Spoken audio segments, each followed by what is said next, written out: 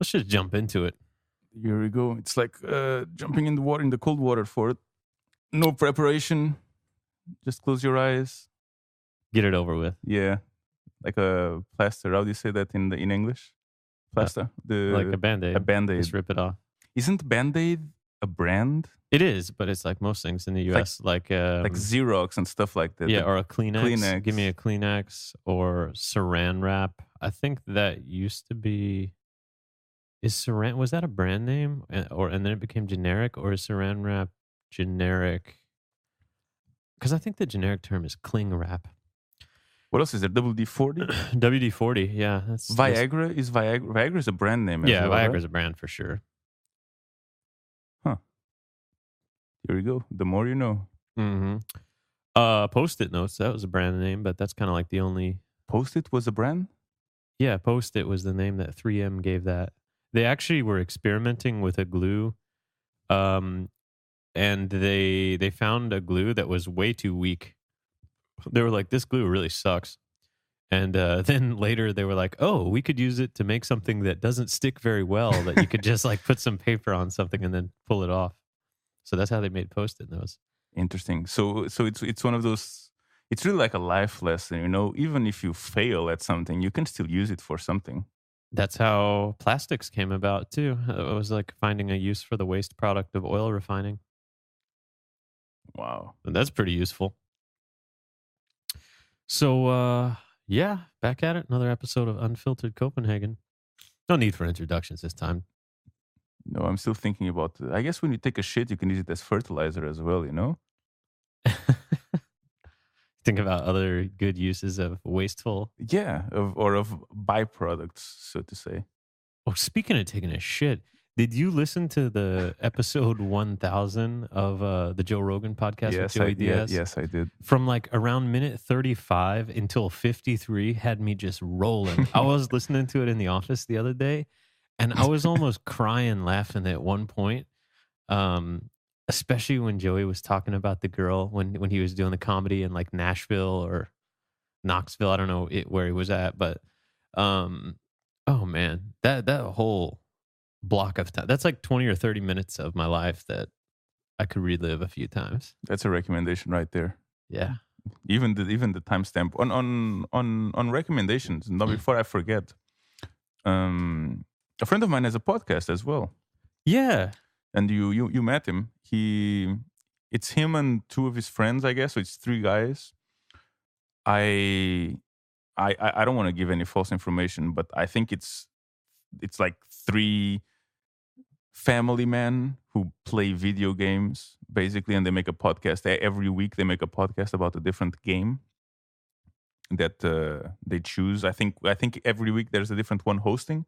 So somebody chooses a game, and then he plays, and then he tells them about it, or something like that. It's in Danish. So what's it called? Do you know? It's called Escapisterne. Okay. Escapisterne. What does that mean in English? Like the escapists? I guess it's the escapists. Okay. But escapisterne, like the escapists. Yeah, but I don't know if that's. I mean, because some words that you can translate. Literally, yes. There's a lot of late. Translate them literally. Wow, that's a tongue twister right there. Tongue twister. Yeah. So you can translate, motherfucker. You can translate them literally. Yes, and they will mean a certain word, but when you use them like on every day, on a day-to-day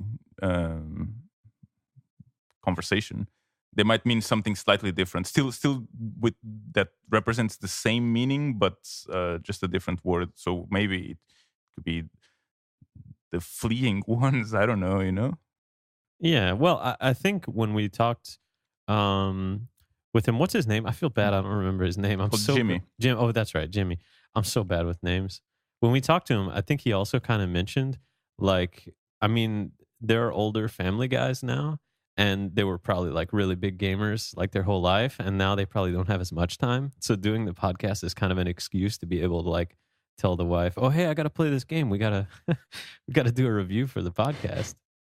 So, but it sounds pretty cool, man. I should probably listen to it because they gave us a shout out on their show, right? Yeah, I think so. Well, It's I think it's such a great idea. It's like just finding an excuse to. I don't know if he needs an excuse or if any of them need an excuse, right. but it's like an excuse to play games. Like, oh yeah, well, I have a podcast now. I have to play this game. Sorry, can you Exactly. take care of the kid for the next 2 hours? Exactly. Like she's like, "Hey, can you come help me clean?" Actually, no, I'm doing some research right now.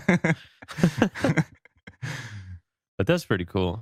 I need to start listening to some podcasts in Danish too to increase my listening skills. So maybe I'll Yeah, check you that one should out. be able to pick up. I don't know if the majority, but at least a chunk of it, right? And they record it here in Copenhagen. Is that right? I believe they do it over Skype or Oh, okay. over some kind of, maybe it's not Skype, but over some kind of over the internet. Yeah, yeah, remote. Yeah, I was thinking like we could do that, but then It's not the same for it. yeah, not the it's same. not the same because you're not in the same room, and you Yeah. also lose a lot of control about the environment. Like the audio quality is not nearly as good because you have the latency and No, but for me, it's not even that. Yeah. I mean, especially when you have something kind of conversationalist like this, you're gonna be in the same room. Yeah, I want to see your reaction. I don't want to just see it through a camera. No, me either. I want to feel you like Yeah. kicking underneath the table Yeah, for some reason. Something that restless leg syndrome. I want to know, why is it that translate literally? Is it really hard to say? No, Like, it's probably just me. it's like, do you have problems with like L sounds in Portuguese I don't know for it. I don't know. Maybe it's just translate literally. I can say it quickly now, but maybe it was just unexpected. Because there's some things that are really like Sally sells Sally sells seashells by the seashore. You have to be really Yeah, to think about trying. it, right? Same with how much wood could a woodchuck chuck if a If a woodchuck woodchuck could chuck wood. Yeah. That one's easier though because I've done it so many Exactly. times. That's the standard one. I've said it so many times, or probably not as many as you, but yeah. Hmm. In Portuguese, we have três tristes tigres. Três tristes tigres. 3 something tigers. Yeah, 3 sad tigers. Três Oh, Trish. tristes Yeah, okay, that makes sense. tigres. And what's another popular one? O rato roeu a rolha da garrafa do rei da Rússia. No, I heard giraffe somewhere in there, but No, you didn't. is it not it? O rato roeu a rolha da garrafa do rei da Rússia. What's- Or you can say it with o rato roeu a rolha da garrafa do rei da Rússia. I guess you can say the R's both yeah, ways. I'll be doing that in no time. Just Duolingo Just means- and I'm done. The rat or the mouse, the rat chewed chewed the like the bottle cap Okay. or the bottle cork. Uh-huh. Rato roeu a rolha da garrafa. The rat chewed the cork. Oh, jeez. Of the bottle of Russia's king. Huh. It all starts with an R. Doesn't sound very practical in daily use. No. Well, you don't know what it might happen, and you just switch the last word from Russia to some other king. Yeah. You learn something new every day. It's a bit of a it's like one of those things that you put in the back of your mind somewhere and you file it in like the useless, not like seemingly useless knowledge department that sometimes will come up. You think this would ever come up? If anybody says, "Hey, do you know any tongue twisters in Portuguese?" I'll say, I do know one, but I don't know how to say it anymore, but I do know what it means. So what does it mean? It means that the rat chews the cork of the Russian king, of the bottle of the Russian king, right? Yeah, I guess. Yeah, Something along those lines. Yeah, I mean, yeah. we get it. It's There's good, it's there's a good. wine bottle. There's a rat. it's good. He's If you said chewing that, a cork. if you said that in Portuguese, I guess people would know exactly what you're talking about. of course. Exactly. I don't know any Danish one. Oh, well, I know Yeah, Holkolmeful. That's the only one I know. But that's also it's those things that people just say this, and then you just say it so many times that it actually becomes somewhat Easy to do easier to do because they're like, challenge. because you have practice. Drink Yeah. 2 shots of Gameldansk and say this tongue twister.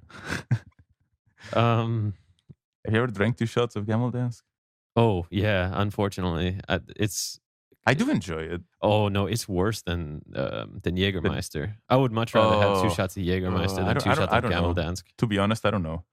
but they're very similar in But many Jägermeister is ways. sweet. It's very sweet, and I don't know. It has a bit of a, maybe it's just me, but it has a bit of a anise flavor. I have synesthesia. No, Yeah, I mean, don't get me wrong. I don't really like either of those. If I'm gonna take a shot of liquor, I probably, I don't know, maybe vodka, just because I just get it over with. It doesn't really have a big, a lot of not taste. very big flavor. No. No, and also those sour shots, like those like sour apple shots they have, are Hmm. pretty damn tasty. But I'm Yeah, not a yeah. shots guy Are they anymore. sour? Yeah, Because they're sour and they're a little sweet. Yeah, yeah, actually, but they're pretty sweet they're because they're pretty sweet, syrupy. at least from what I remember. Hmm. But I mean, out of all shots, they probably taste the best because shots, you don't really drink shots for the taste. No, that's true. In Portugal, we have we have one of the most famous things from Portugal is our national pastry, a pastel de nata, like a Describe it to me. cream custard. You've had one. I've brought Oh, I one to didn't the know that was office. the name of it. Yeah, Yeah, I had it's that. It was pastel de good. nata. Yeah, it's like a cream custard, pie, I guess you would call it. It's not really a pie. It's a small pie-like thing with custard. I have to be honest. I Yeah, thought it was pretty good. I think the fact that it wasn't fresh right from the bakery when it yeah, got to me, yeah. like I bet it would have been way better had I got it fresh. It would, but it was still really fucking good. At least, I mean, I like them at any time. But anyway, there's apparently a shot that tastes exactly like that in Portugal. And I say apparently because I haven't tried it. Actually, talking about shots that taste good, I totally forgot about the buttery nipple. What is that? A buttery nipple is really good. I don't remember the exact Ingredients? recipe for that, but I'm looking it up right now because it has yeah, what do we got here? What's the recipe? I mean, just the name buttery, something. Oh, it's from Butterscotch butterscotch. schnapps and Irish cream liqueur. Yeah, it's quite good. That doesn't sound. Yeah, we can do that. Yeah, it's pretty damn tasty actually.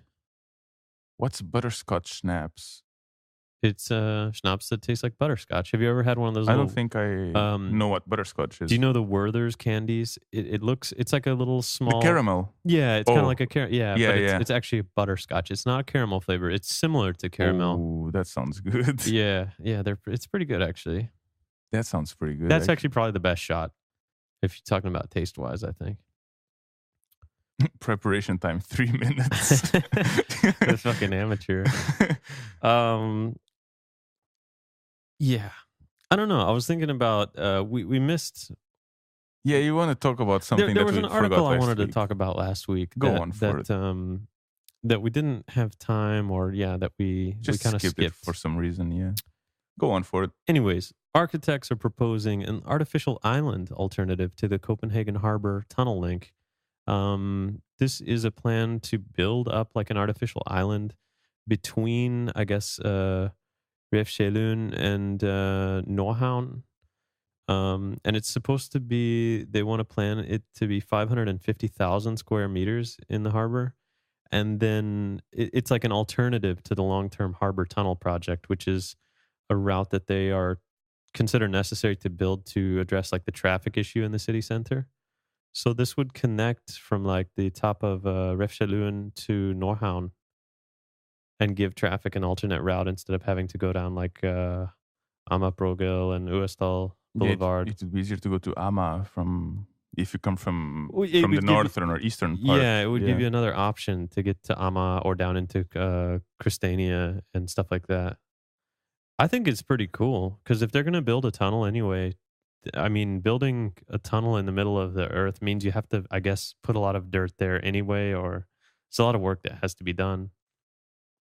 So this would, they would finance this by the sale of residential land plots to build an estimated 6,000 new homes and office space on the island.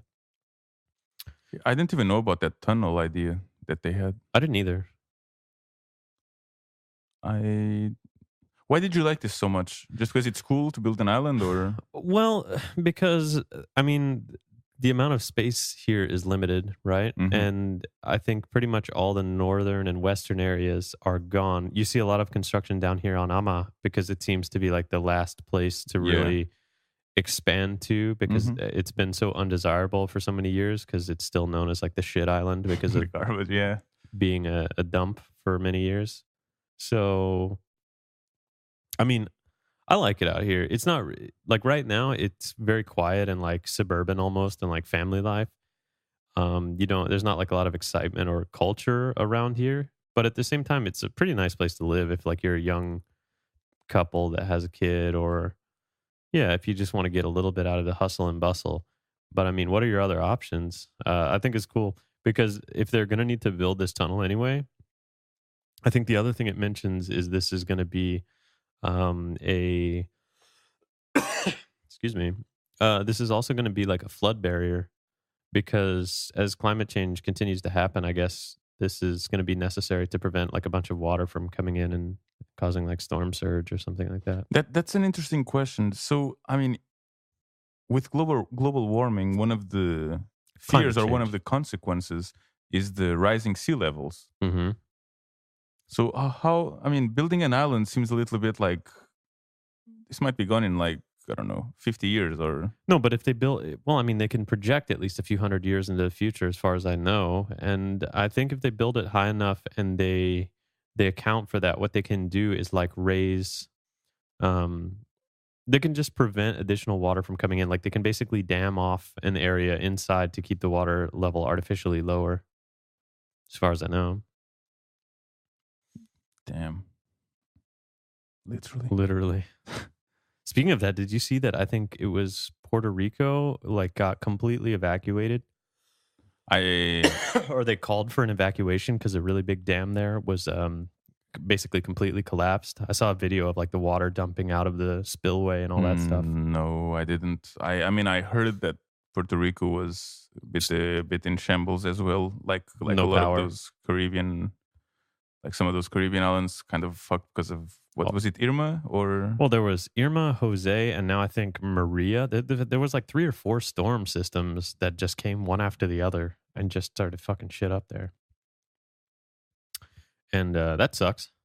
Yeah, that's one of the things that I don't know. I think I talked about this recently. I don't know if it was on the podcast or not, but that it's we're kind of very well off here in Europe with a lot of regarding natural disasters. I mean, we have a few, at least in Portugal, we have a few earthquakes. So there's some fault around, like in the Atlantic, close to Portugal, that is similar to whatever is close to San Francisco. Yeah. I don't know the names of the faults, Yeah, like some some tectonic but plates there yeah, that but there's something similar. But that's pretty much it, right? There's no hurricanes, there's no floods. I mean, there's not really serious floods, I would think. when that happens, like if you have earthquakes there on those plates, do you get like crazy waves? Like not like a It's tsunami, possible. but It's like some possible. I mean, mm, oof. I mean, we had a very big and devastating earthquake in back in 1776. I don't know. So it's around 1700s, like mid to late 1700s, that destroyed Lisbon or destroyed a big part of Lisbon. mm. That was then reconstructed, and the guy who reconstructed it became just a very famous historical figure in Portugal. But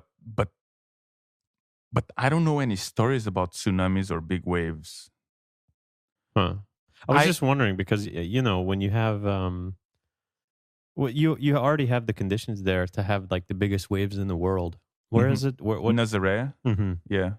And what they get up to like 30, 40 meters? Ooh, I don't know the height, but they're some Uh, of the biggest, if not the biggest, in the world. Yeah, yeah. it's because there's like you can actually see it from my dad lives in There's a big Nazaré. shelf, right? Like where it goes from like really Yeah, there's deep. like a I don't know if 10 meters or 100 meters. There's some like really big shelves. That's what you call it. Yeah, like a shelf or plateau where it goes from super deep to like really shallow in a Yes. very short Yeah, period. It's not and like a long slope. you can see it. You can see just the difference in color in the water. So if you stand on the beach Mhm. or by the not the boardwalk, but by the road right next to the beach, You can see where it you gets can deeper. see the water just becoming darker, like suddenly Yeah. after a certain Does that freak you distance. out? Like, if you swam out right next to that and then you, like, peek the toe over the edge, would that does that freak you out? Well, it doesn't freak me out because I'm not going there, you know. No, but if you were like, let's say that you were out there and swam out there, Hmm. like, would that creep the shit out of you? I Like, think so. it's a pretty common If fear. I was close to the edge, even though I'm in water, so it's not Yeah, like I'm gonna fall. yeah. But I think so. I think it's just kind of Fear of the fear of the unknown. unknown, you know. Mhm. It's I think it would creep me out too. You don't know what's living down there. Like, you're like, "Wow, at least in this shallow water, I know, like, something only a certain size of thing can be here." You're like, "Who knows what's under this edge right here?" you know, I was talking to a friend of mine a few days ago, and I I guess this is probably a normal thing, but I'm not a big fan of darkness, like complete darkness, like pitch black. You know, Yeah. I'm not a big fan of it. And at first time, I'm a city boy. I've always lived in the city. You know, I always either have some lights to turn on right next to me, or I live next to street lights, street lamps, and stuff like that. So I'm not really used to being in a place where you turn off the light and it's that silent and pitch black. So if they You took know? you, like, 1,000 meters down in a submarine where it's, like, super dark, would you be freaked out because of the darkness, because you're underwater, or because you're No, no, claustrophobic? no, no, no, no. I think if that happened, I could be wrong. I could obviously behave very differently once I'm down there, but I think I would be able to handle that because one, I'm not alone. That's a big thing as What well. if you were alone? If I'm not alone, if I'm alone, I'm not gonna go down in a submarine down to those depths by myself. You know, like I don't. Yeah, probably I'd freak out a little bit, but why would I do that? Well, I don't even know how to pilot it, so of course I'd freak out if I was just alone in a submarine. Don't even need to go that. maybe go with Peter Madsen? We just need to bring. Just need to bring one extra. You know, I was already like, once you mentioned the submarine, I was already like, don't go there. Well, Or you yeah, can go there. I don't don't go care. there if you wanna live. I'm good. Um, No, it's the just darkness. You know, I'm not used to it. I even if I was in a cabin, you know, like just in the middle of the woods, if I was by myself, and you had your last candle burn out, and there was, like, oh no man, moon. yeah, I'd be a bit. Nervous.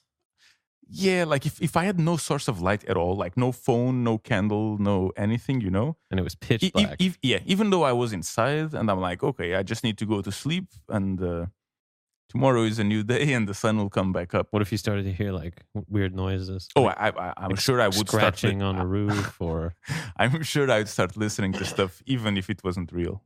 I have little doubts that yeah. I would start hearing something, or at least making up those sounds in my mind. Yeah, I don't know. I'm not super afraid of, like, darkness, I think, as much anymore. Like, when I was a kid, I think I was, but venomous animals that can kill you, like, Mhm. and like insects and stuff that can kill you, kind of freaks me out. I don't like that. Well, yeah, that's a pretty that's a pretty understandable. I know, but like, for instance, just knowing that you're in a place like some areas in the U.S. have, like, really bad scorpions or Mhm. black widows and brown recluses and stuff like that. And let's say you go to, like, a camp, like, with your family for a summer vacation, and you guys get there and it's been uninhabited for a while, so you know there's going to be some spiders and little creepy crawlies that have moved in. Yeah. The first night you sleep there in the bed, you're just like, you're feeling stuff on your legs, like, oh, is that, you like brushing off your legs? Is that a spider? You turn the light on and look and, like, inspect the bed closely. Yeah, I'm not too crazy about that either. No. We've stayed at a friend of ours' summer house. Where was it? It was in Shelland, North Shelland, I guess. Anyway, Streamer? no, not that one. Oh, Another one. And and I guess nobody had been in that house for at least a few weeks or possibly months. So the room that I ended up choosing for myself, I chose it before I actually inspected it. Oh man, it was full of fucking spiders, you know. And I was just trying to gently, because I don't want to kill them, but sometimes it has, Sometimes it sometimes has it to be just has done. to be. But I was trying to get it all cleared up before, You needed way to way sleep. before I needed to go to sleep, you know. And I remember when I went to sleep, I was like, "Fuck, I forgot this one," which was right next to my face. As soon as I put my, Yeah. it might have just crawled in there afterwards. But the good thing about Denmark is none of the creepy crawlies here are particularly dangerous. No, So all yeah, the spiders here, like there's no really dangerous yeah. spiders. I think the only thing you have here that's not dangerous unless you're allergic, but like annoying as far as stinging is just wasps. And I think you have some hornets here as well. I went camping with a couple of friends a couple of years ago, I think. And where did we go? Gripsko. And one of the things they told me was that there's actually only, I think there's actually only one poisonous animal or something that you need to be aware of, some kind of small snake. Mm-hmm. And by small I mean it's not like a fucking python or anaconda or anything like that. Yeah. But that's really the only thing that we could have come across, and I think they knew what it looked like. So but yeah, that's the thing. If I wasn't with someone who knows about that shit, I can't tell snakes apart, you know? Yeah. It's all the same. I think one thing that you can do if you don't know the snakes in general, I mean, of course, there's some color patterns you can look for. If they have like red or orange or really bright, like warning colors, it's often an indication, or black, it's often an indication not to fuck with it. The other thing you can do with snakes, as far as I know, is you can look at the head. Some snakes have a more round head, and then some snakes have a more diamond shaped head. And at least I think from what I recall in the US, snakes that have a diamond head are more likely to be venomous. Yeah. There you go. Some pro tips. To be fair, for it, it didn't sound that assured of it. No, but It sounded like, yeah, I think I read No, once on seriously. Wikipedia before anyone edited or something like that. well, what is it? Red and yellow, Jack's a dead fellow, Oh, or something like that. It's like if the red and yellow are touching on a what kind of snake is that? if only we had a Coral way. on a If coral only snake. we I had think. a way to look that up, huh? Yeah, but this is a podcast about Copenhagen, Dolph, not about snakes. Well, if you're thinking about the sentence, Yeah, it was. Oh, red and yellow. Okay, I'll look I'll it look up it up. myself. I'll look it up. Do it, Ford. Come on. RCA RCA connector. That's Wow, not great. what you want. Nice search terms. How to tell a difference between a king snake and a coral snake. Where's Jack? Okay. Oh, yeah. Red touches yellow, kills a fellow. Red touches black, friend of Jack. Oh, so red and black is fine? Yeah, red and yellow is the problem. Mm. See that? Ooh, you don't want that. What? Yellow touches red, you'll be dead. Red touches black, eat cracker jacks. Yeah, I understand those. okay. Be wary of logs and leafy areas. So Both coral snakes and scarlet king snakes like to spend their daytime hours under logs and leaf piles. So basically, beware of yellow. Mm-hmm. Oof, man. Fucking snakes, man. So speaking about construction, I'm going to just segue into this other article that we saw. Go on. Which is related. It's kind of related to the construction. I guess they were going to do some construction out here in Amafil, and the mayor, Frank Jensen, has announced he's basically giving up. Man, my throat is really bothering me what's today. happening for I think I'm actually getting sick again. I've been coughing a little bit, so I apologize. Yeah, there were some plans to involve like 2,500 new homes, construction around the big green open space on Amma. And there was a lot of opposition to it. And so he basically said that, okay, I'm going to cave on this and, not go through with this construction. But there's still a binding task present, which involves they need to find land for more housing, because Copenhagen is really, I guess, in a bit of a housing shortage. which is also part of the reason I think that island idea is really cool. If you're going to have to build out there anyway, and you need space for houses, and it's going to open up a nice, convenient way for people to get from like Ama to the north and vice versa. Because that area is a big bottleneck. Like if you're in the north side of Refshelun, like you have to go all the way down, back Hmm. towards Amabrogel to get over, Yeah, you or need. take like a Hmm. ferry, like one of those little boat buses. Have you ever taken one of those boat bus, like the movie? The Yes, I yes, I never have. took one. Is it good? I took well, it's just a small ferry. I took one from the opera house to Newhound. I can't remember exactly where it brought us to, but it Yeah. brought us to basically to the other side of Okay. Yeah, I know across what the you're talking bridge. about. Maybe the Black Diamond or around that area, you know. Hmm. That's pretty cool. But yeah, it's I mean it's just a ferry. I got a bit more used to taking ferries in Lisbon Yeah. because it's yeah, I used to live on the across the bridge. That's where I studied. So I got a bit used to taking the ferry, I guess. But it's just a ferry. It's a short ferry. I can't remember how much I paid for a ticket, but I believe it must have been regular two-zone ticket because that's the smallest amount you can buy. So about this building, I don't know the exact location they were going to build it here, but they're saying that some of the other politicians have proposed an area west of where they were currently looking, which is currently designated for camping, and it's also owned by the municipality. But where Um, in Ama? yeah, also in Ama. It's actually still technically part of Amafil, but I Hmm. guess it's west of where they were planning. So they're saying that's an option. And if they do need to do that, then Parliament has to repeal the protective status of that camping area since it's still technically a part of the park. And the other alternative is that island, the 550,000 square meter island in the Copenhagen harbor, that we were just talking about. So I don't know. I think it's kind of cool how people are like really they want to maintain this green area as much as they can. They don't just like tear it down and make it into more development without careful consideration and planning. Yeah, I mean I guess it's a bit of a special place, especially in in a city. You know, I mean you're basically in a big city, like in a capital of the world. But with like a nature preserve right Yeah, next to you. very close to it. It's a bit. I wouldn't call it our Central Park because it's a bit more wild than that. Mhm. But I guess there's certain parts of Central Park which are also What like for about bird watchers and stuff like that. So they're not what about as Oostespaken? yeah, but Isn't I it's mean much that's kind of like smaller. yeah, but it kind of feels like a I mean that's a really cool park right in the middle of the city.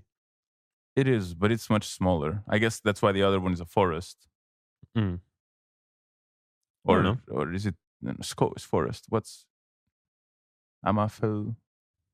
Mm, Yeah, I don't know actually what's the I don't designation know. for it. If it's called a forest or Yeah, what does that word mean in it's Danish? not a jungle. It says common, but Yeah, that's but probably a terrible no, translation. yeah. If you yeah, whatever.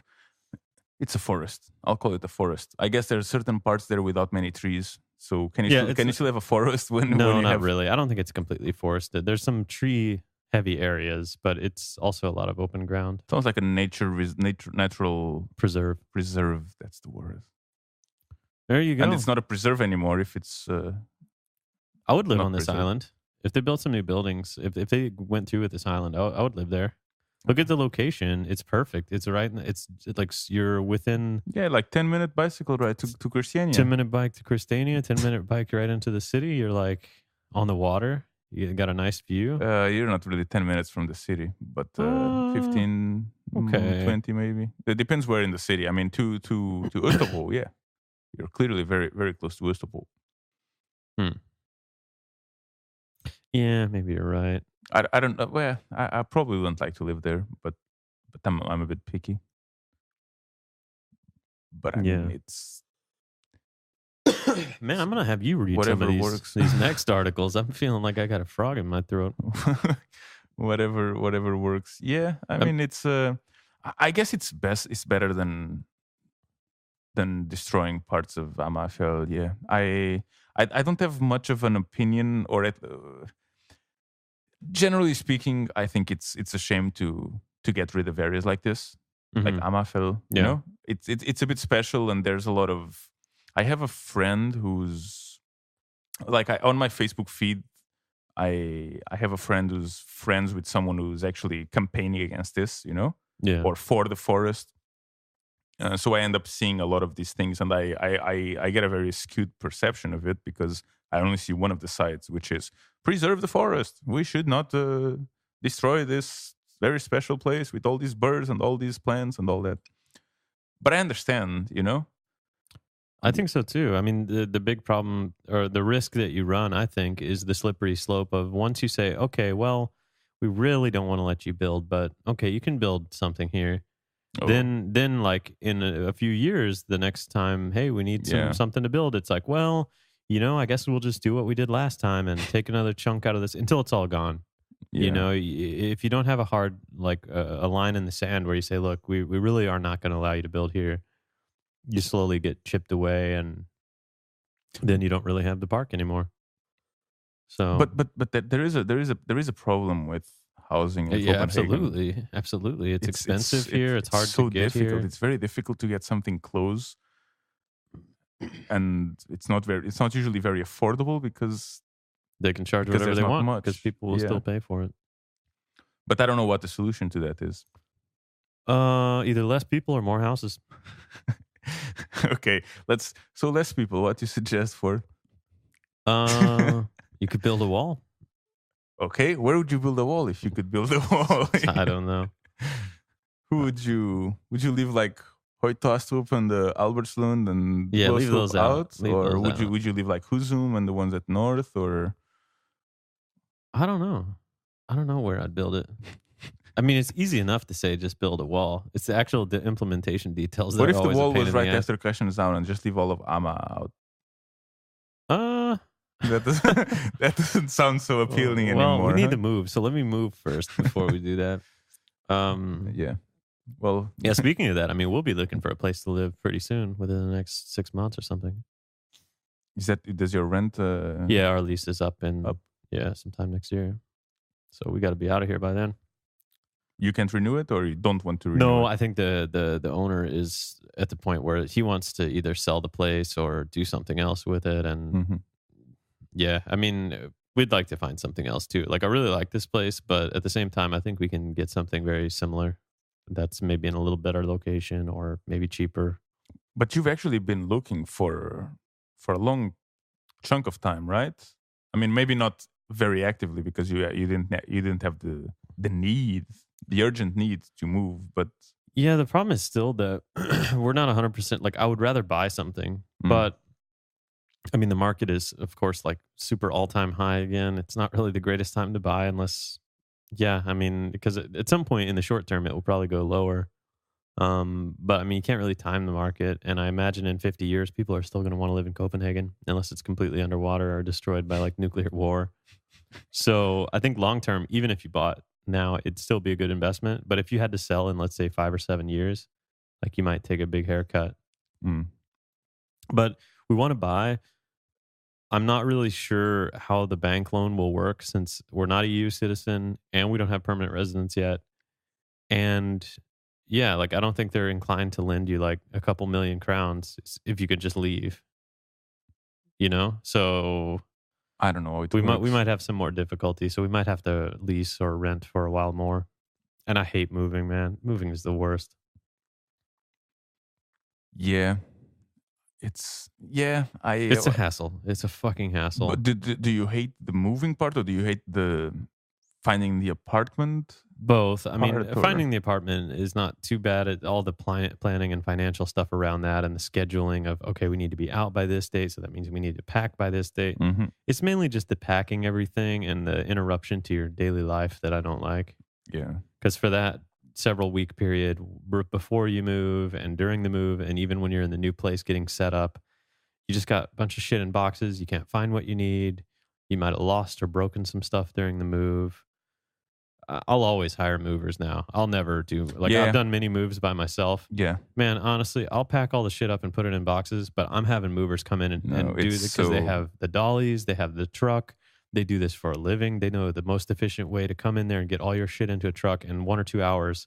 They can have it loaded up in somewhere else if you don't have a lot of stuff. So yeah. The last time I moved, or rather, not the last time, but the last time I actually moved a big distance, I hired movers, yeah, and I had to pay for a minimum of 3 hours, and we ended up doing everything in two.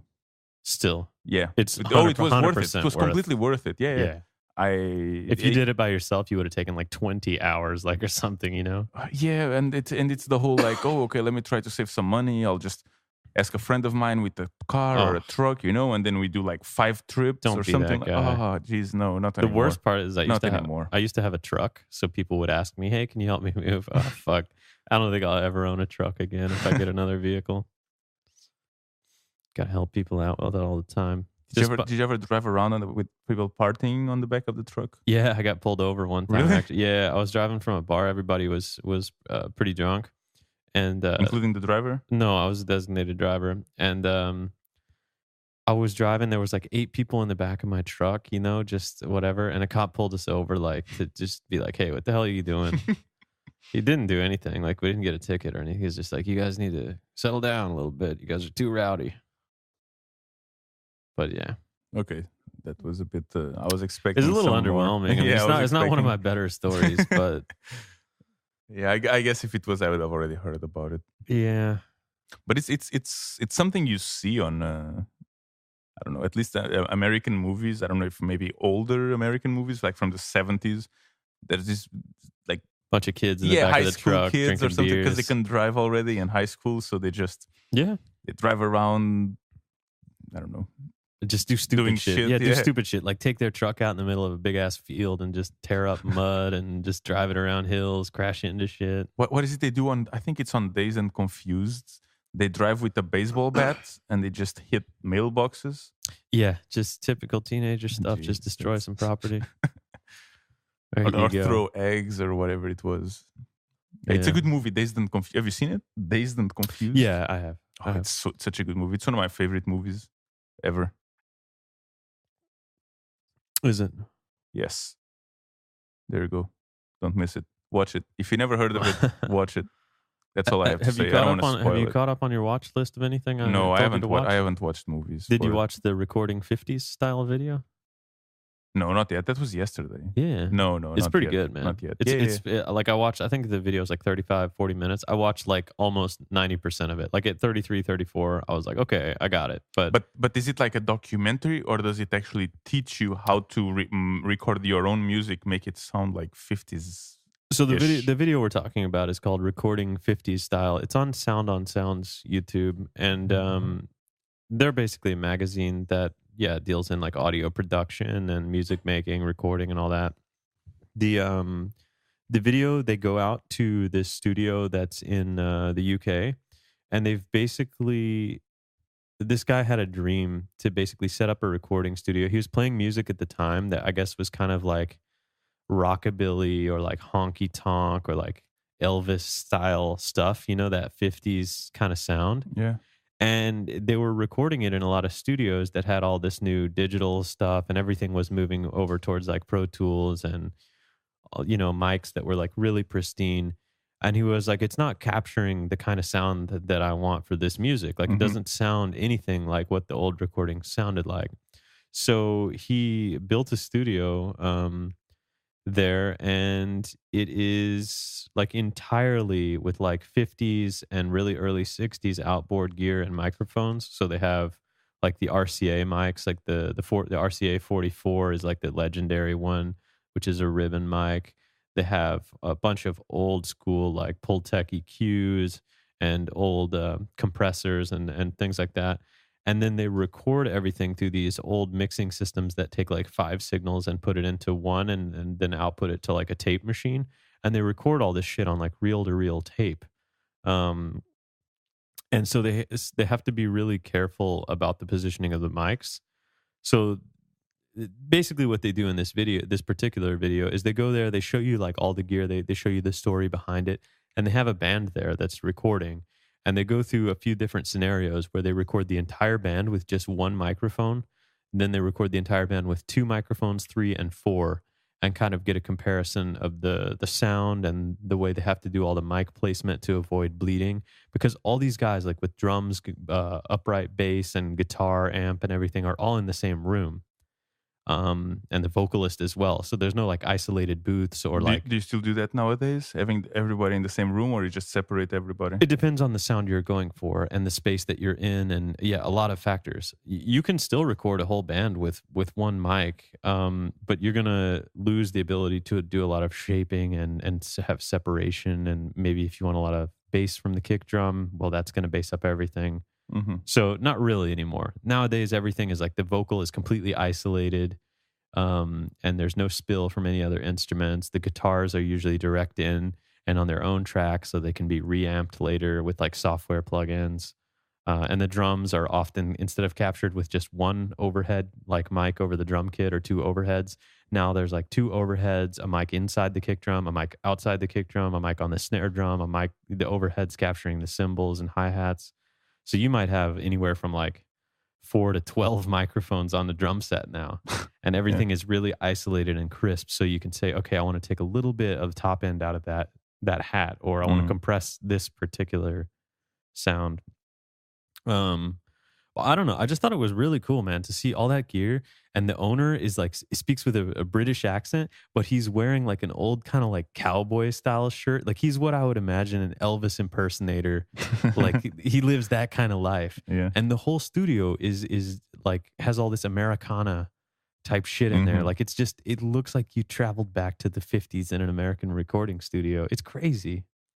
But the sound they were able to get was cool. I mean, it was kind of like a rockabilly type band. And I like that also with that kind of recording, when you're on tape and when you only have one mic, you have to be really good at the live performance. Like if you don't know how to perform live and sound good, you're never going to be able to record like that, because you can't just record and say, oh, okay, that was a good, except the guitar player fucked up here. I need you to punch that little part out and we're going to redo and fix that one. Yeah. Sorry, it doesn't work like that. You guys all need to be firing on all cylinders and capture the performance perfectly, or, you know, do it well. It's basically recording a live performance. Yeah. But I don't know. You'll like it, man. I think you'll like it. If you like anything, even just about the gear there, because like the gear itself is crazy to me. Some of those compressors and old things, like the Pultec EQs, you can spend $2,000 or $3,000 for some old Pultec EQ that was made in like the 50s, you know. And we have all these modern equalizers and stuff, but some of that old analog outboard gear is really coveted just because of the way it sounds. And you can't make it nowadays, because you can still make there's analog. There are a lot of modern replicas that are way more reliable of the old Pultec style and compressors and stuff like that.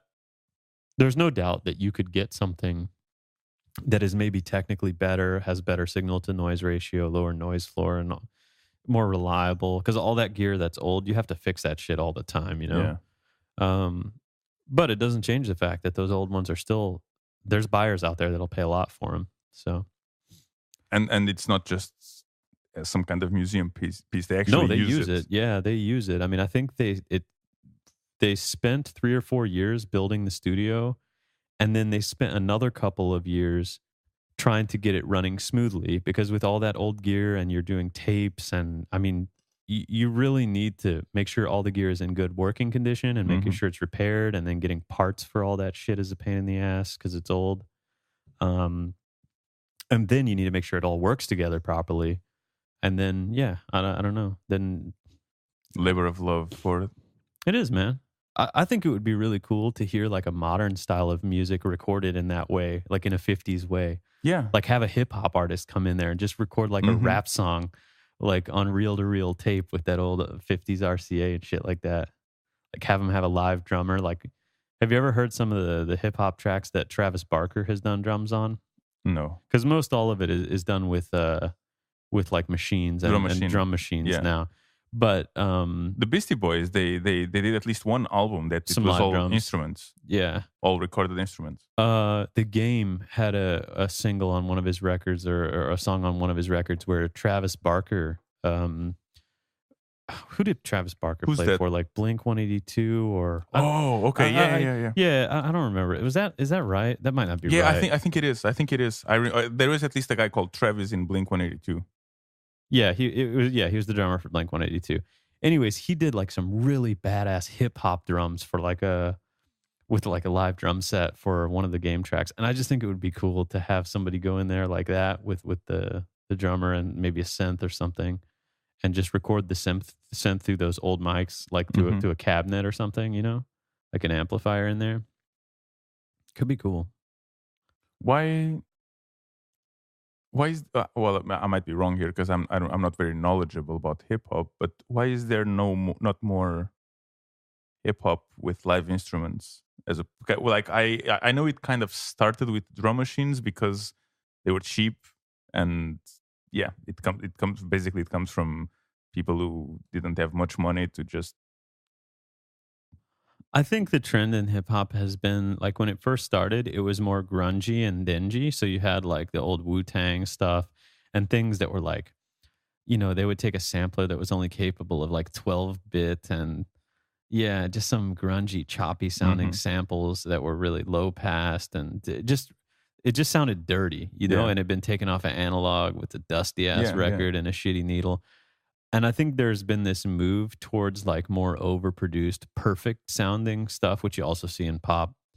And Well, but there's a big merge between hip hop and pop music yeah, nowadays, or in the past 5, 10 years. I don't know. I don't know. I think music in general is also moving towards less being able to be a live performer. Like there's so many people that can be a studio musician, which I'm not trying to take anything away from.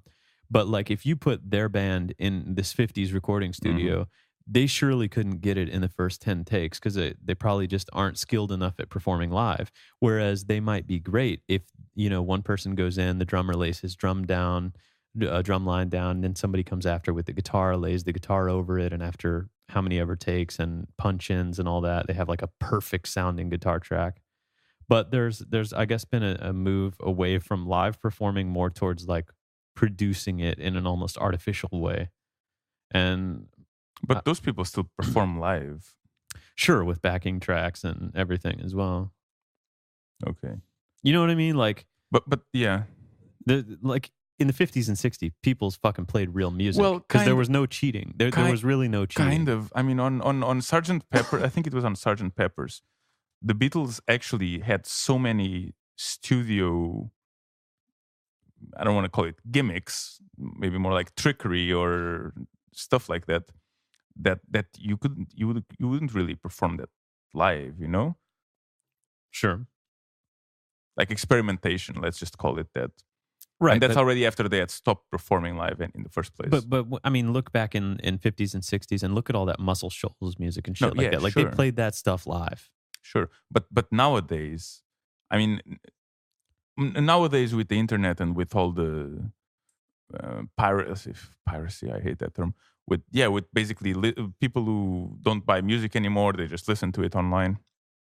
Um, the new business model, so to say, is for bands to perform live, right, and Right. make most of their money from that. And the people that have streamed it and like those songs, what people like is that perfect overproduced sound with no flaws.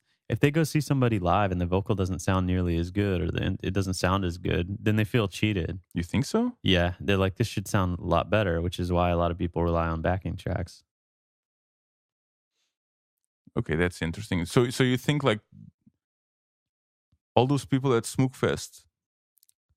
I'm not saying, of course, that all of them, but if the artists that are there, if it just doesn't sound perfect, you think I'm that, not saying if it doesn't sound perfect, but I mean, if like there's a lot of parts that basically the chorus is almost always going to be a backing track, you know? hmm, okay, yeah, I guess I never paid attention to that.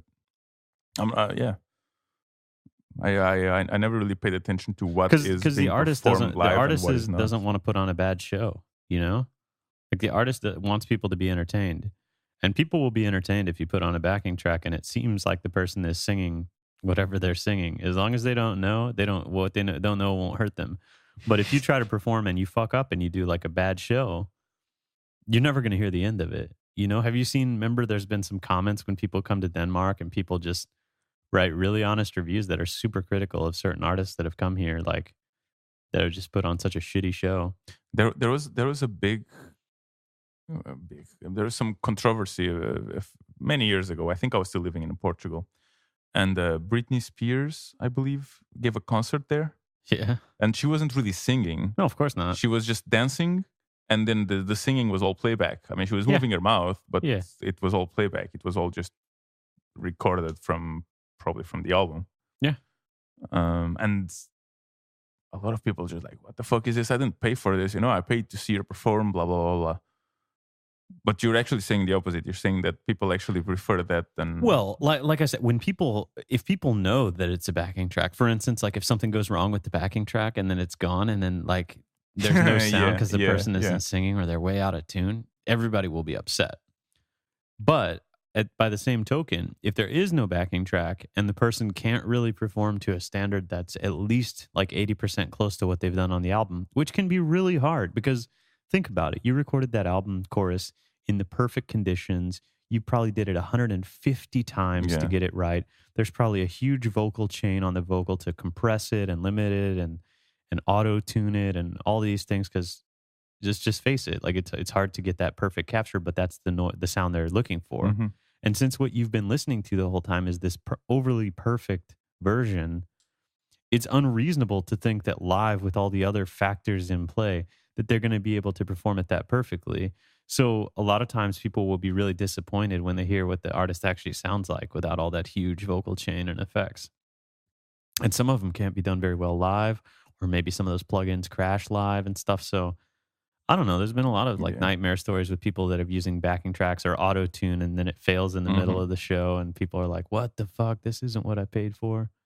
I think ultimately you can't please people. Some people. Oh, no, yeah, of course you not. can't please There's everyone. always going to be There's going to be somebody some people that want complain. They're going to be the purists that want them to really be performing it live with no effects. There's going to be other people that are like, fuck this. It sounds like shit. Just give me what it sounds like on the album, even if it means a backing track.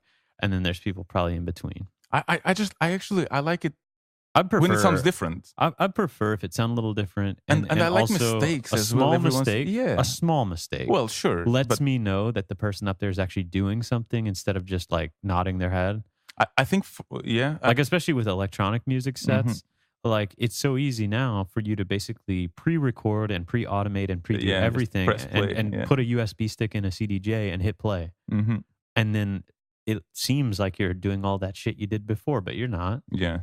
So in that sense, like and the art of DJing, there's a lot of skill to it.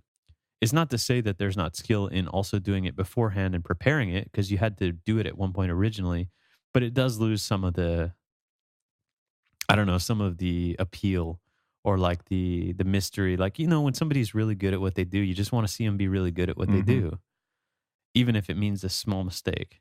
I do enjoy I do enjoy seeing mistakes. And of course, that doesn't mean that I want all the musics to be just full of mistakes. But it makes me, maybe it's also because I play music and I do enjoy performing to a certain extent, even if it's just for myself. But when I see an artist making a mistake, it basically makes him more relatable, you know? It almost makes me feel, well, like for example, I might have some kind of self-doubts about me, like, oh yeah, I'm not good enough to be a musician, to be playing live yet, because when I play to myself, I still make mistakes here and there, you know. And when you see someone playing, because you don't hear mistakes in recorded music mostly. No, but if they're live, you might hear them make. Yeah, something. you will, and I feel it makes it so much more relatable. No, it's like, oh shit, okay, they're making mistakes. I make mistakes. They make mistakes as well. They're human.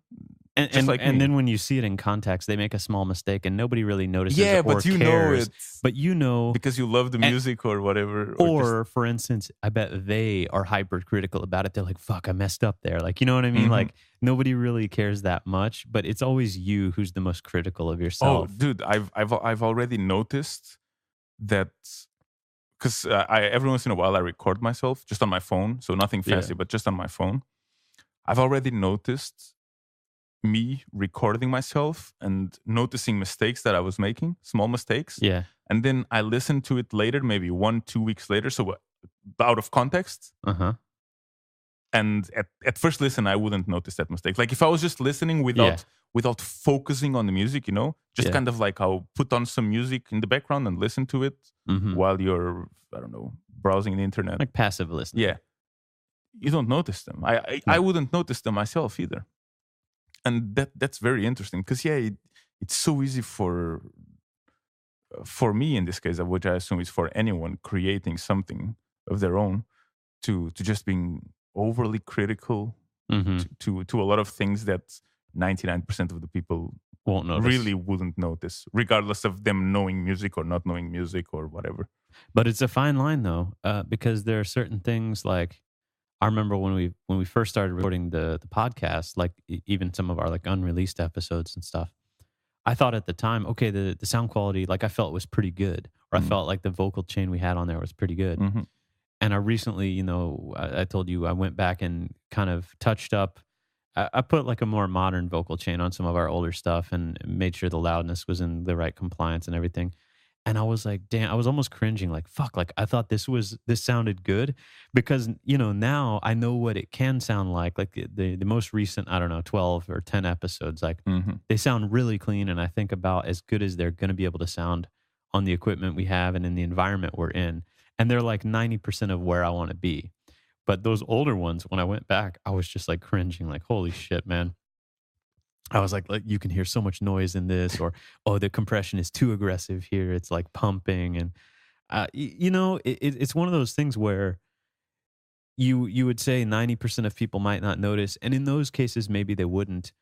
But then you'd post them on like an audio engineering forum and get roasted. And some guy be like, "Oh man, your levels are off. You're not at the right loudness target. You're not, you're over compressing it. It sounds artificial, and like the breathing noises are really too loud because of the compression, and you get this loud sucking sound." And yeah, I don't know.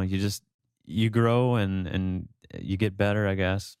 So it's always hard for me to like think about when a mistake is going to be one of those ones that like 99% of people don't care about at all, or one of those ones that's like, wow, okay, you thought that was a small mistake, but boy, it's like a deal breaker, you know? I honestly think that most mistakes, especially in that case, most mistakes are not deal breakers. If it's listenable Yeah, and if the content is good, sure. which yeah, hopefully it is. It's amazing. Don't sell yourself short, dog. Then a lot of people, me included, are willing to overlook stuff. I mean, whenever I check out the podcast, it's not even in my like What, my radar. audio How quality? does it look? First I was just, oh, how does it look? How does it sound? First I'm just like, okay, let me hear this. Let me see Sure. what it's about, the content. But if the audio is bad enough to where like you don't want to listen to it, like that happens. Like It some happens. people, yeah, I think it happens more to you than to me, and I'm certain it happens more to you than to me. yeah. But yes, it does. I mean, you know kind of music I sometimes listen to, right? Yeah, it sounds like it's recorded to a tin can. That old 30s It's just and old music. 20s shit. There was no better way to record it. I back didn't then. find a video on recording 20s style, but I mean, I figured 50s style would be the closest. There's a big difference between 20s and 50s. Absolutely. The technology they had at the big time was difference. pretty good actually compared to that old stuff. But I think the old stuff is not very different than a microphone and a tape recorder, like the equivalent, so to say, nowadays. yeah, you're still going to find that video quite interesting. Hold on. Before we move on, just to say a last thing about this whole mistakes thing. Sure. Not so much about the mistakes, but about you saying that a lot of people, when they go to a concert, they like to see the exact same thing.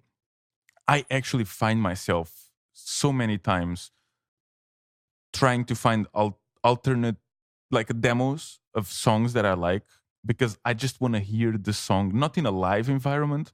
I just want to hear the song before it was perfected, or before while it was still being developed, Like a different cut of the or same track. yeah, but a more rudimentary. Like Yeah, that's like what a I'm more looking raw for. feel. Exactly. I'm clearly not looking. For example, it could be different just with extra arrangements. Like, oh, let's put some strings here or whatever. Right. But no, what I'm actually looking is for basically a demo. So let's say if it's a song with a full arrangement, maybe it's the same artist just playing himself on a guitar, the song, just a demo Or without they have some without overdubs, and they have some live instruments that they recorded back then, and then later in the studio album they had a pro player come in and they replaced his shitty Casio electronic keyboard with like a Nord lead and like a pro keyboard player, and it sounds too clean and perfect. But I love that. I find myself often looking for alternate versions like that.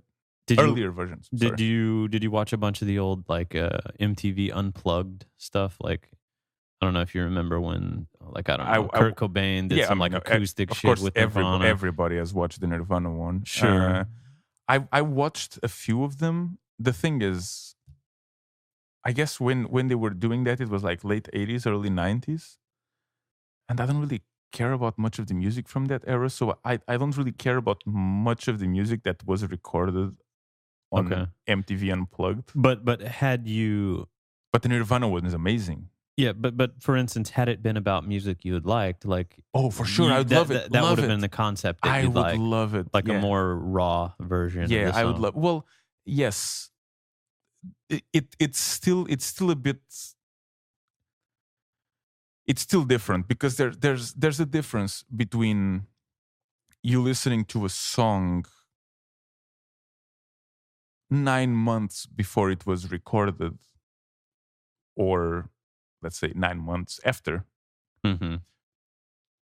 Because 9 months before it was recorded, it might be different enough, maybe the lyrics are slightly different, maybe the melody is different in certain parts, maybe... What if it's worse? What if it's actually legitimately worse? Sure, but I still want to check it out. Okay. But I still want to check it out. I mean, I'm not saying that I didn't prefer listening to the alternate version over the original one at all times. Mm-hmm. But I find myself really enjoying it. I mean, I see that with Tom Waits as an album of his early recordings, a double album, and I love the songs there. It's basically just him on a piano or him on a guitar, and then on the albums that those songs came out, there's an arrangement, there's a studio arrangement. There's a bass player, there's this, there's that, which makes it great, but slightly different. Yeah. Well, okay, should we talk about Copenhagen or what? Yeah, let's talk about Copenhagen. I can see that. Did you hear about the new motorcycles the police are getting? No, well, I have Ford, but I'm sure a lot of our listeners haven't. So please. You can run, but you can't hide. At least not very easily anymore.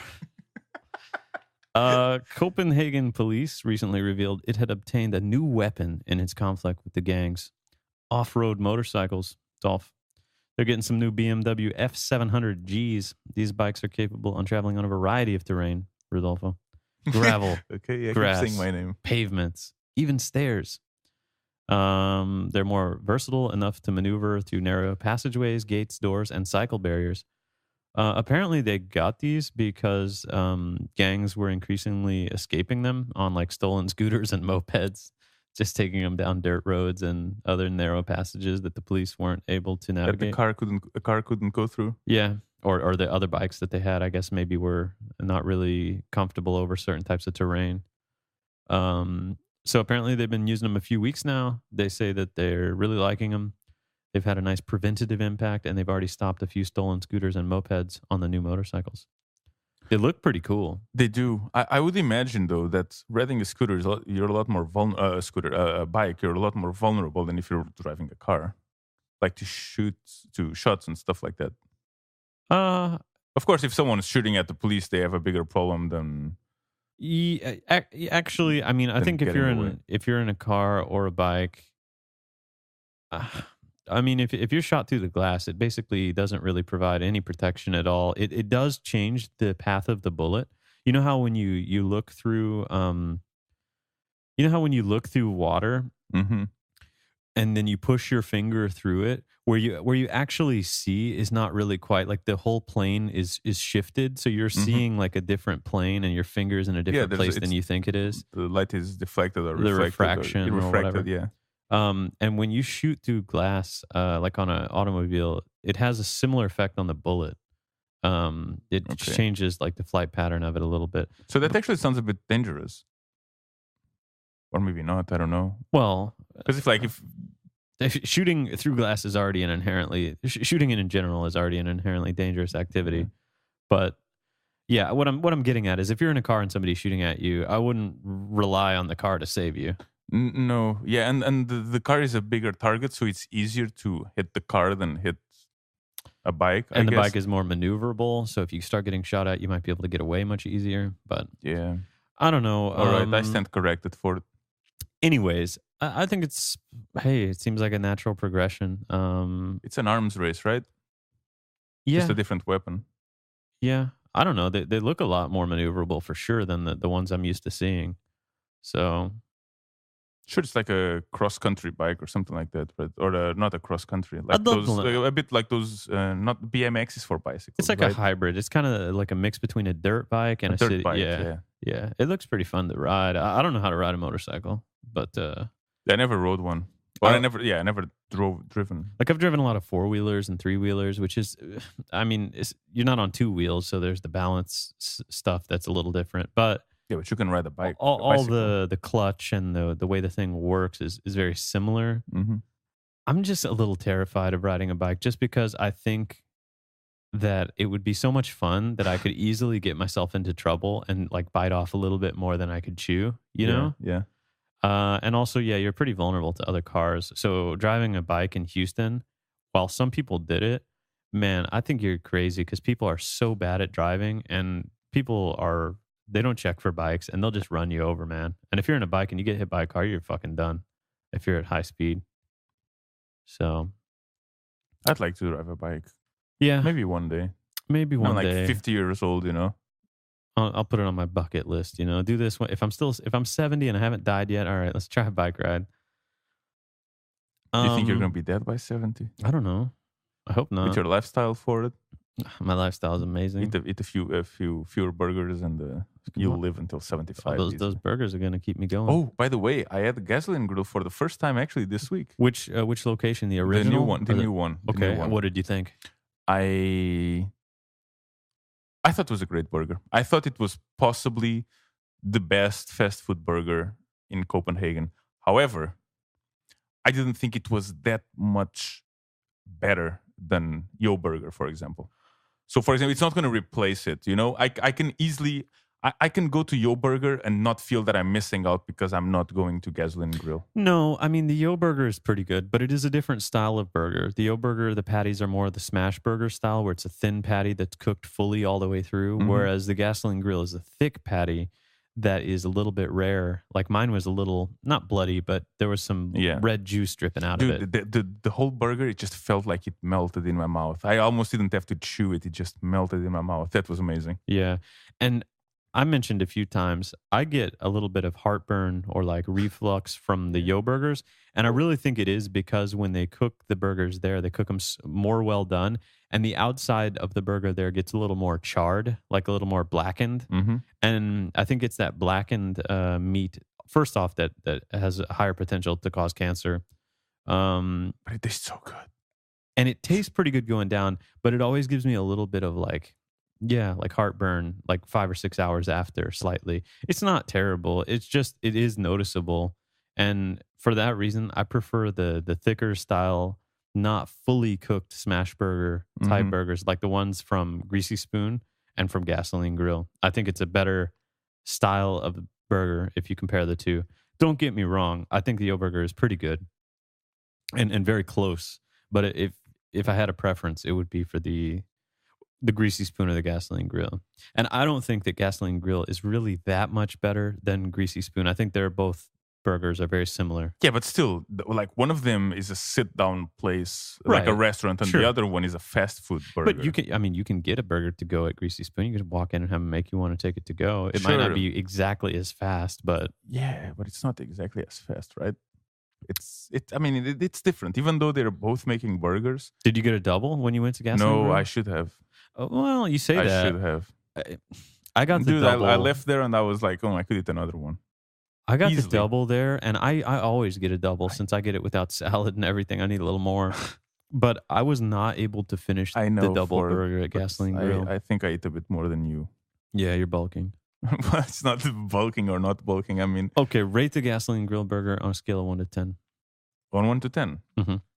Well, I'd probably give it 10. I'm Probably give it 10. It sounds Yeah. like a little trepidation.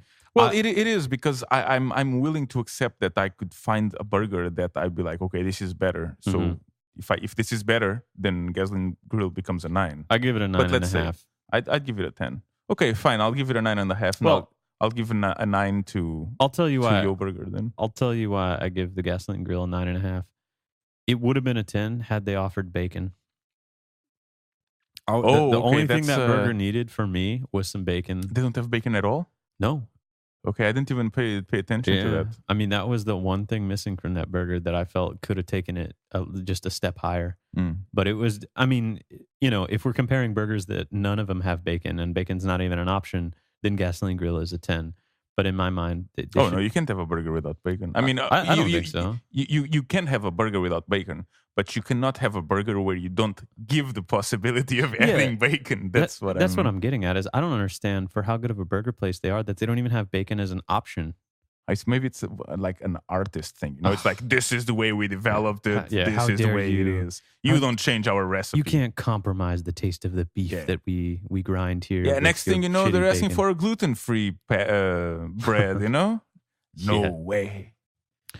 Um, So okay, motorbikes. speaking of gluten free, Yeah. did you hear? Look, go on. I want to say something about gluten-free as well. Okay, go ahead on your gluten free. I'll wait with what I got. When I was in Finland last weekend, Mm-hmm. we went to this tourist restaurant, and there's a lot of different plates. So there's always bread around. You know, when you go to these fancier restaurants, that there's a lot of small dishes. You always have bread, Yeah. basically, and if you finish it, they just bring more. And my friend, she's gluten intolerant, Mm-hmm. so she was having gluten-free bread, and I was having regular bread. And I had some of the gluten-free bread to try because I like trying everything. Yeah. Holy shit, that was so much better. By the end, I was like, bring me gluten-free bread as well. Was it better? It was. I liked it so much more because it's made with. I mean, I don't know. They don't make it with flour. They make it with nuts. You know, so the bread was a lot more crunchy, and I don't know. It was just so good. I loved it. I was like, dude, I could see myself just buying gluten-free bread. But that doesn't mean that all gluten free bread is going to be better. No, of course not. Might have But just been that particular gluten free. sure, but at least now I'm willing to give it a shot if I have the option. Yeah. You know, like if I see gluten-free bread, Sure. like if I go get a bagel and I say, there's a gluten-free bagel. I mean, I would never think, oh yeah, I want a gluten-free bagel because I'm not gluten intolerant. But now I might actually think, oh, let me try that out. Let me see how it is. Maybe it sucks, you know? Yeah. But yeah, it's a bit like I had a vegetarian burger yesterday as well, you know? Mm-hmm. And I'm glad I tried it. I mean, I don't want to have a vegetarian burger as opposed to Gasoline Grill, for example. But well, I tried it, and at least I could have hit the jackpot and found like my new favorite food. Didn't happen. Yeah. But, anyway, gluten-free bread. Oh, that bread was so good. I was very impressed with it. Maybe I'll try some gluten-free pasta now. I'm happy that you're impressed with it. I was. It's not just I was surprised. Floored, shocked. You had a Shocked. revelation. Maybe not. Yeah, it's a bit too strong. But let's say revelation for just for dramatic purposes. Was it a game changer? A little bit. You're like, man, okay, I can order the little bit. gluten-free option now. Yeah. I was gonna say, speaking of gluten free, did you Mhm. hear that Prince Harry's coming to Copenhagen? I don't know if he's I actually a gluten intolerant guy. I just thought it might be funny, but it's Oh, it's funny probably to me not for that funny. it's funny to me. You know what's really funny to me? It's what I've told you already. The way this dude's looking. Yeah. He looks and I think you agree to it. I think you're To right. me, he looks like in this picture at least, he looks like a mix of Ed Sheeran and Seth Rogen. Yeah, he really does. He has both features. Like, I bet if you took, isn't there like some face melder thing where you can take two people and like see what a baby would look like? Yes. If you put an app with Seth Rogen and Ed Sheeran, you would basically get the British royal family's Prince Harry. Well, at least from this angle in this picture, you know, I don't know if he looks like this regularly or not, but on this picture in the Copenhagen cphpost.dk, Prince Harry coming to Copenhagen. That's the title of the article. Yeah. I mean, that picture really, it's very Ed Sheeran-y. So he's Prince Harry is going to be coming to Copenhagen for 2 days from October 25th to 26th. The British Embassy in Denmark has confirmed the state visit, and it'll also involve some meetings with the Queen and some Danish veterans here. So that's Good for him. I Or guess for her. it's, you know, some royal family stuff. You know, just talking about royal family things. What do you think, Roy? What do you think they talk about in a situation like this? Do you think they talk kind of like when prime ministers meet and they just, I don't know, I don't talk know, about the man. relations I between the don't know. countries or what? Maybe they talk about the plebs. Maybe they talk about how fine their silverware is and look at all these chumps out here. Do you think like someone in the royal family, like let's say the Danish royal family, I'm with you.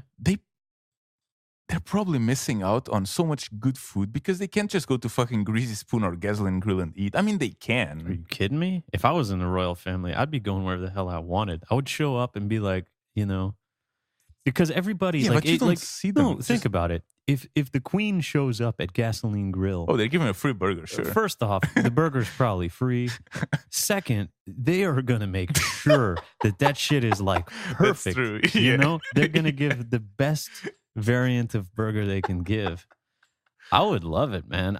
Just be like, you know, king for like a month or something. Like, just see how that is. I wouldn't mind that. Dude, you don't need to be king. You could just be a minor, Like a prince, a minor or- celebrity. You know, you don't Why need to would I just be royal a fam- minor celebrity? No, Bro? when I say minor, I just mean compared to a leader of a country like that, you could just be a musician and like a famous musician or a famous actor, and you'd I still think get it's those different. things. I think it's different. I think people give more respect like to royal Oh, family probably. people. Because like Probably. if you're a musician, what if you're a musician that people hate? No, you know what I mean. For come on, I'm saying like if Jack Nicholson will go, or If Elton John walks in and asks yeah, for if a Elton burger. John goes there and asks for a burger, they're gonna give him a good fucking burger as Yeah, well. You know? but the thing is, people are probably going to be so annoying and asking for autographs. Whereas if you're like a royal family member, I think people treat you with a little bit more like respect as far as your personal space. They're not asking for like autographs and oh hey, let's take a selfie as much. You think so? Maybe. I don't know. I mean, they're gonna have security around for sure. I guess that's the other thing is probably people are less inclined to do it because when you're talking about like a country's national security is probably a little more aggressive than like some personal bodyguards. Yeah, but the thing is, it's a big ordeal if the Queen just wanted to go to Gasoline Grill and get a burger, you know, because it's not just like me and you just take the fucking metro and go there. I mean, she's dragging people around an and- entourage. yeah, that's what I'm saying. Like if you're someone like this, I assume you're not really just going around all these places whenever you please, but maybe you are. would. The wasn't the Danish prince, wasn't he denied the entrance in some Australian bar a few weeks ago? So he's going to these random bars or random. Maybe it's a very VIP place. I don't know. Yeah, I don't know. I would go get a burger if I was in a royal family. What if? I mean, it's also a big thing. Like, what if they try to poison you? You need a taster. That you need like one of those king's tasters. You don't strike me as the kind of person who would want to eat a piece of food that was tasted by someone else for it. What are you talking about? They just cut it off. They don't bite it off directly. They cut a little piece and they inspect it and make sure it's all good. Fair enough. I mean, come on. They're checking for everything anyway. Um, I like yeah. where this went. Well, me too. I liked where it went too. So, yeah, nobody cares about Prince Harry visiting. Well, I don't know anything about Prince Harry other than he looks like a 50-50 mix of Seth Rogen and Ed Sheeran. I mean, that's 100%. Like, there's actually, when you said that, I mean, I was like, wait a minute. I was like, oh yeah, you're basically 100% right. There's some other news on the terror front. Ooh. A 28-year-old man and 29-year-old woman were arrested yesterday. Was that correct? Yeah. I don't know. Actually, technically, it was on the 21st of September. Today's the 23rd. You hear this guy building a fucking boat up there again? So they could also have changed the age by now. Like it could be a 29-year-old man. God. Anyways, 28-year-old man, 29-year-old woman arrested yesterday following a long investigation. PET has arrested 2 people in Denmark under suspicion they've tried to take part in terrorism abroad. They were apparently trying to purchase and transport some high-tech drone equipment to Syria or Iraq to the Islamic State that were going to be implemented in some battle shit. And let's see, drone equipment. The 2 arrested were reported as being of an ethnic background other than Danish, and they will appear in court this morning. A hearing the prosecution has asked to be held behind closed doors. What do you think their ethnicity might be, Rodolfo? Talk to me. Why are you laughing? What's so funny? Just your reaction before. I'm still laughing from the 29-year-old comment. Get it together, Dolph. We're trying to do a podcast here. I like the way you reacted to it. That's why I do this with you. It's a lot more interesting to do this with you than with someone who would react differently. Sorry, what was the question? It says the 2 arrested were reported as being of an ethnic background other than Danish. Ooh. But what kind of ethnic background do you think that would be? Ooh, there's a. Oof, I don't know. Is it to Syria? Yeah. Well, they're probably Middle Eastern. Yeah. Why do they always do? They do that. I was it's talking. To be politically correct. It's to be politically correct because if they say specifically which one it is, then it might sound like. Why does it matter? You know, like they're just just people. You know, not all of them are like this. But like if you bring attention to it, then it's almost like you're saying, look, it's because of their ethnicity. You know. But is it really though? Because I think by intentionally leaving it out like this, you make everybody else like become more politically correct. Like it's like a self-reinforcing thing. Like if you say the ethnicity, somebody's going to be triggered. And then you're going to need to not say the ethnicity in the future. And then more people will be like, oh, well, we can't say. But if they were Danish, they would have just said the 2 arrested were of Danish descent. You know, or maybe they would just say nothing because maybe it's the default. I don't know. I just think it's always strange to me when they like intentionally, they say that they were of an ethnicity, but they don't say which one. They only say which one they were not. Like, today, the bank was robbed by a not white black, or, you know, like a not white bank robber. Yeah. I mean, isn't that almost more offensive than, or like... It is. I mean, I kind of, you know, if I had the newspaper, actually, I probably wouldn't buy a newspaper. If I could troll a little bit, I probably would say something like, the 2 arrested men were reported as being of an ethnic background other than, and then just pick something really random, you know, like Mongolian. Yeah. And just like that on a Danish newspaper, people, oh, what? Mm-hmm. Other than Mongolian? No, there's... The getaway vehicle was not a unicorn. Yeah. Okay, well, 2 people arrested trying to send drones to Iraq, Syria. So is that considered like, is that in the same vein as weapon smuggling? I mean, I assume there's more to it than just buying a drone and just shipping it off like a normal transaction. I guess it was probably a fancy drone. Well, not just that. I mean, there was probably some other evidence, like they were talking to somebody who was trying to plan an attack with it, is basically what it looks like. to me. Do we know what kind? We don't know What kind of anything drone? about the No, drone. no. Of course, we don't know anything. It's these articles are so vague. Other Jeez. than it was some drone equipment. It says fancy drone equipment, basically. Hmm. I don't know. There you go. A number of computers, cameras, and professional drone equipment were found during the raids. I mean, it could be also as. I mean, even if it doesn't have weapons or anything like that, just the fact that you can scout with it, kind of like on the old Warcraft 2 game, you know, the Zeppelin. the Zeppelin, Mm-hmm. where you can see what's happening anywhere you fly it to. Do you remember the quote of the little goblin Zeppelin operator? You'd say, "I can see my house from here." No, I can't remember that. What else do we got here, Dolph? Let's take a look at some other articles. Denmark has its first headscarf model. Okay. Amina Adan of Unique Models, giving young Muslim women a fashion icon of their own. A trailblazer in the fashion industry. A land brimming with beautiful women, Denmark has produced a long line of supermodels, including Helena Christensen, Nina Agdal, and May Anderson, to mention just a few. Do you know any of them? I don't know these names. No, do you? Okay, no. We should look them up and see. But now Research. the Danish modeling industry is drawing headlines for something a little more unique. The modeling bureau Unique Models has become the first agency in Denmark to hire a model who wears a headscarf.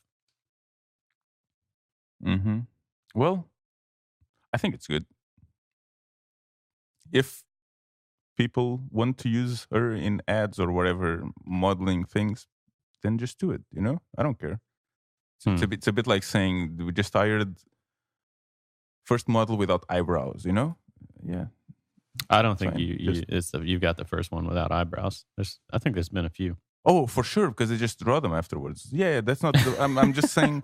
I'm just saying that some of those eyebrows look so ridiculous. Have you seen the new eyebrow trend? Oh, I think you showed it to me last week. Oh, it's painful to look at. Oh yeah, you said you would date her. Like you're like, yeah, I'd take her out. Those eyebrows. Can you show me? Can you show me again? Like what were they like? They were just completely over the top. I remember that. Those eyebrows were like a crime, Dolph. Oh yeah, here you go. Look at this, man. What is this? I think it looks cool. This looks cool? Yeah. What about this? Even Gracie thinks it looks cool. See? What about that? Okay, but that's a unibrow. Why would someone want to paint a unibrow? How about that? You know, I'm kind of okay with the eyebrows, the lips. This doesn't work very well on a podcast though, because I'm actually looking at this and nobody can see what I'm talking about. But let's just say it's almost like people make. Do they shave their eyebrows or do they just make an artwork on them? I don't know, but it just looks so bizarre to me. It does, but you know, do you remember I was when I was in Matas this week, and you saw one of the girls there. But hers was kind of more like this look here. But it's still over makeup. Yeah, but it was still subtle enough to where it wasn't to me like shocking, like in. Yeah, but you couldn't not notice it. You're right. Okay. Anyways, eyebrows, Dolph, I think they should be, how do you say this? A little more natural, you know? I don't need somebody with one of these fierce brow games with like a wavy brow or like braiding the hairs in their eyebrows. I just think it just, your eyebrows can define how you look like so much more than anything else. Like, have you ever seen like a picture where somebody just has their eyebrows photoshopped out completely and it just looks like it just looks weird, unnatural and weird. So changes to that really, I guess, make people maybe uncomfortable. At least for me, like I'm just like, what the hell did you do? What have you done? Yeah, but I don't think you if you saw someone without a nose, you would also find it creepy and weird. And I don't know if I'd say that eyebrows are the most critical. Yeah, maybe in terms of things that you can actually remove without it being surgically removed, you know? So, for example, if you remove eyelashes, maybe it's not as noticeable. I don't know. I've never seen anyone without eyelashes. Well, I think that would look weird too. You need all the facial hair there. I guess all the female facial hair. Yeah, I guess so. What else we got? Why do I feel you're trying to switch the subject? But you're just trying to go through everything. Well, I'm not trying. How long have we been recording? Well, that's the thing. Did you start the timer when we started? No. Because I didn't start until a little bit after we started, and Ah. my timer is at 1:08. Yeah, I think we're probably around either 120 or 130 right Yeah, now. I think so too. So we're in the wrapping up phase. Yeah. I Do you really want to talk about this? No, I think this is Okay, not. what else do we have? Well, we had the job happiness thing. Turns out the Danes are some of the most happy people in the world with their jobs. It's kind of a boring article. Yeah, are you Uh, happy with Well, you're not a Dane. well, but I They mean, probably consider people living in Denmark, right? yeah, I think so. Yeah, I think the work environment here is much better, at least than the U.S. I mean, I haven't really worked anywhere else, but I can tell you that it's just more realistic. Like, you don't have this kind of like overpressure to do overtime and not get paid, or hey, you better spend every minute, you better clock out when you go take a shit, Yeah. or You know, I have a friend of mine who was working at Google for a few years, mhm. and during the last 2 years, he was in Google in New York, and he just came back to Copenhagen. Yeah. And he's Danish, or rather, he's not Danish, but he's raised in Denmark.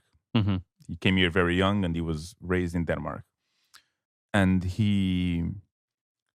one of the things that he says about like his colleagues back there is that everybody basically lives for work. Like that's all they do. That's all they talk about. He would go out with his colleagues, Yep. and all they would talk about is work. Now, whether this is a Google thing, or it's a New York thing, or it's an American thing, I don't know for sure. Yeah. I think it's a bit of an American He's a thing. sales guy, so at least I know it's not engineers, because it's easy to, if you hang around with people who are like nerds, stereotypical nerds, Then you end up it's talking easy shop. to see to end up just talking a lot about whatever people are into. Yeah. But no, he was a sales guy, or you worked in sales and marketing and stuff like that. And he said that all the people that he'd go out with, like all they talked about was work. It's almost like they had nothing else going on in their lives, which I think possibly they didn't. I think it is a bit of an American thing. I mean, pretty much you're expected to be kind of like the Japanese have like a salary man that's like the more that you appear to be working, like the more people respect you or whatever. Mhm. And if you don't, then you're going to get looked over for promotions, or you're going to have a talk with your boss. Hey, looks like you're not focused enough. I'm going to need you to step it up a little bit in here. You know, like shit like that. There is less work life balance, I think, from my experience in working in the US. And that's, I think, one of the biggest reasons that it's better here, because the company realizes that, hey, like you're just working here, you have your own life, like of course we want you to be passionate and enthusiastic about what you do, but there's not this need to be like you know how Americans are like fake nice, like they're Yeah. is like, oh, how you doing today? I hope you're doing great, and like all this stuff just to be polite. Hmm. Just the um fact that one greeting is "How are you doing," where you don't actually expect a yeah, you reply. don't care how they're doing. It's funny. I think it's funny. I think there is also this sense of fake, like fake busyness or fake care about your work. Like you know, there's always some guy in class who's like the teacher's pet and like does everything right, so the teacher likes him the most, and he's Yeah. kind of like a kiss ass. Well, in the American workplace too, like one of the best ways to move up is basically to kiss your boss's ass, or you know, like do a really good job and then be like, "Oh yeah, you should give me more," or appear that you're doing a good job. Hmm. And people are so like, because the wages and stuff is like still considered kind of like it's illegal in most places to prevent people from talking about their wages, but it's not illegal in a lot of places to fire people for any reason you want. Yeah. So there's like this unspoken rule that you don't talk about how much you make with your coworkers, because then that could cause you problems or them problems and create drama and stuff like that. Hmm. And there's just this whole like cutthroat feel where everybody would basically throw you under the bus to get a little bit ahead, to get a few more dollars an hour, and they want to look like they're the best. And so everybody just kind of has this big echo chamber of everybody being like, "Oh yeah, I'm so excited about this new work thing." And Hmm. I mean, sure, I guess it varies place to place, and I'm sure some people are really excited with work, but I do agree that I feel like it was a little over the top. Well, And I love my job. Like I love what I do here. It's just I don't have to talk about it like 24 hours a mhm. day. But yeah, I don't know. I think the happiness here is better. What do you think about in comparison to Portugal? Did you have any I never jobs? worked in Portugal, but Really? yeah, but I know it's much better here for sure. But still on the Have you only worked here yeah, professionally? yeah. Oh, But I didn't know that. still on the. I'll get back to it. I just still on that American thing. You know, I was thinking as you were talking and giving your opinion. I was thinking. I mean, when you spend so much time at work, or when you spend a lot of time at work, and you don't really have, let's say, time for your own things, maybe a way of you feeling some kind of fulfilling, like some role of being feeling realized with your own life, you know,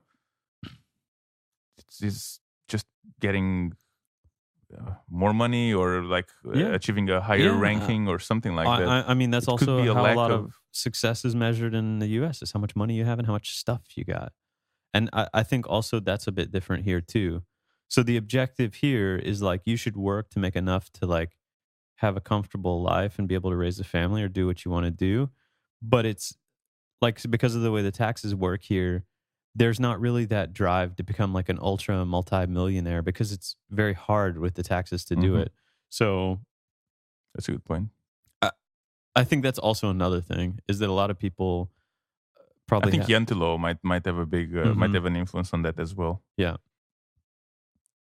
and that I mean that's I think so too. But like you said, also when you spend all your time at work, it kind of becomes your life.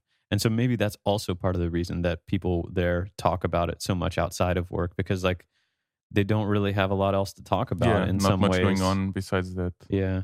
So I don't know. I think it's interesting to see some of these reports and articles, but I totally think this one is true. At least in my experience, I like the work environment here better. I believe it must. I believe it to be true as well. In both cases, I worked at like small privately owned tech firms.